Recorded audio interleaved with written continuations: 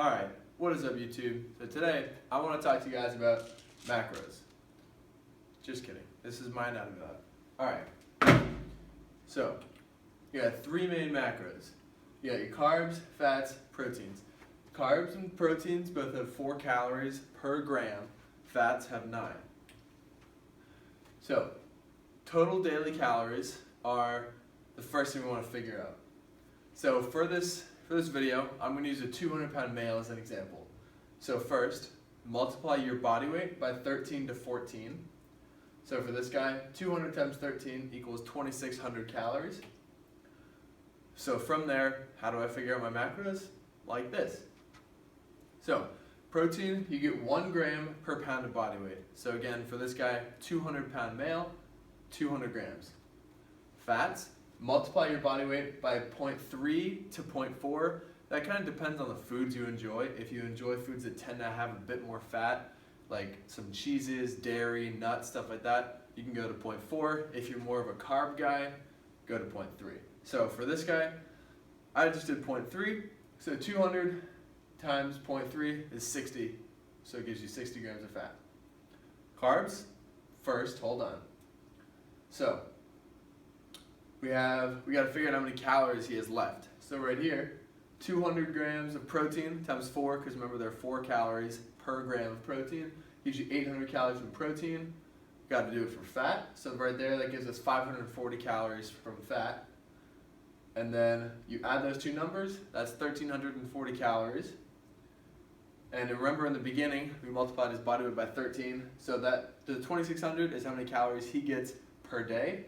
And then we subtract the 1,340, so that leaves us as 1,260 calories left for carbs. So 1,260 divided by 4 gets you 315 for 315 grams of carbs. So this guy's total daily macros for maintenance are 200 grams of protein, 350 grams of carbs, and 60 grams of fat. Alright. Now, before we talk about manipulating macros and whatnot, I want to talk to you guys about weigh-ins. So, weigh in daily every single morning. So you want to wake up, use the restroom, weigh yourself, and you want to make sure you're always wearing the same clothing, whether that be your pajamas or your underwear. I would go for underwear just because it's a little bit less and you're going to be more accurate. Write that down, whether it be on your phone, on your calendar, on a sticky note, wherever it is, don't lose that. Average your weigh-ins at the end of each week. So I personally do Sundays. So this is an example from a couple weeks ago for me. So you can see, I got Monday through Sunday, all my weigh-ins. And you can see, so going down, little fluctuation right there, and then back down. And those kind of fluctuations, those can vary a lot more than 0.3 pounds if you were to get less sleep, or if you were to be dehydrated the day before and then you wake up, or if you had a higher sodium meal at night, or other factors like that could play in. And so that is why you don't weigh yourself once a week, where you want to weigh yourself every day and then average it out. So to average it, very simple, add all these numbers up, divide by 7. So my weekly average right there was 230.6 pounds.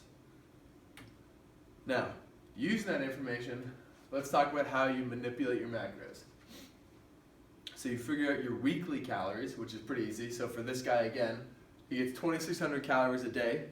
Multiply that by 7 days in a week, 18,200 calories per week. So you want to gain or lose weight, so that means you got to add or subtract calories. So this is a very important number.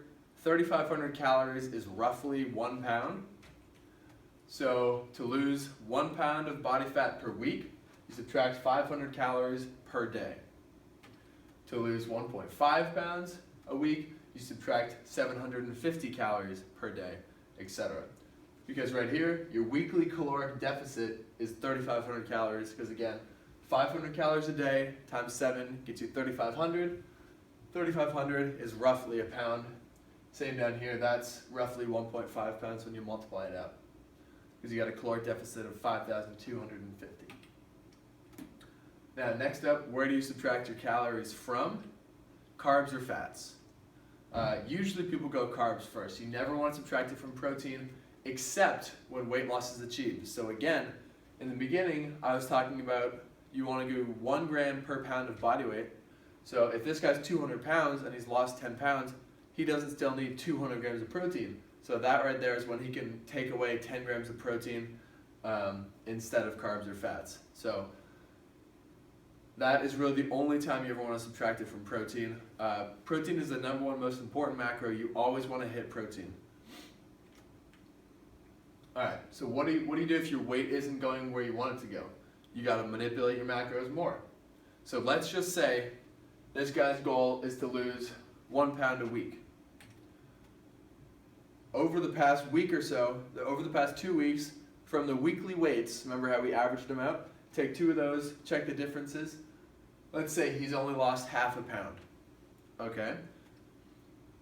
That means he's eating too much. So what do? Your action, you decrease daily calories by 250 calories.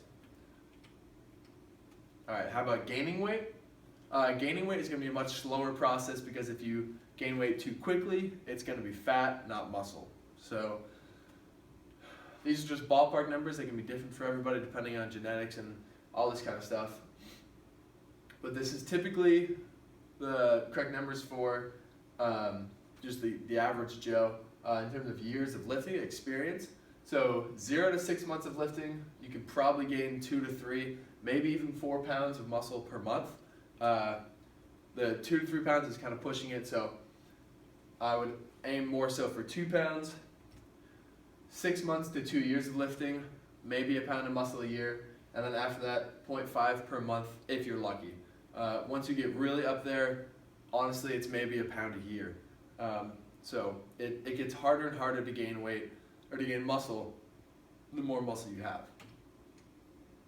So calories to gain weight. All right, so let's say you want to gain 1 pound of muscle per month.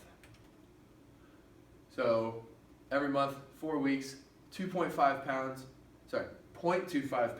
per week. Again, 3,500 calories in a pound, 4 weeks. That gives you an 875 caloric surplus per week. Divide that by 7, 125 calories extra per day. And I know that doesn't sound like a lot, and that's because it's not. So this is one of the reasons why people can gain weight so easily accidentally, or they say, oh, I just can't lose weight, and they're not tracking their food properly. Because again, 125 calories is not that much. That could be grabbing, if you're gonna go grab a handful of nuts and you don't measure it out, you could easily double the serving and easily get an extra 200 calories right there. And that alone, every single day, you're not gonna lose any weight. Or you're gonna gain weight. Alrighty guys, I hope this video is informational, helpful. Put down in the comment section below what you guys want to hear about next in relation to fitness or calories or macros or anything like that. Again, don't forget to comment, like, and subscribe. Check out my Instagram for more daily tips and whatnot. And again, thank you very much. Have a great one.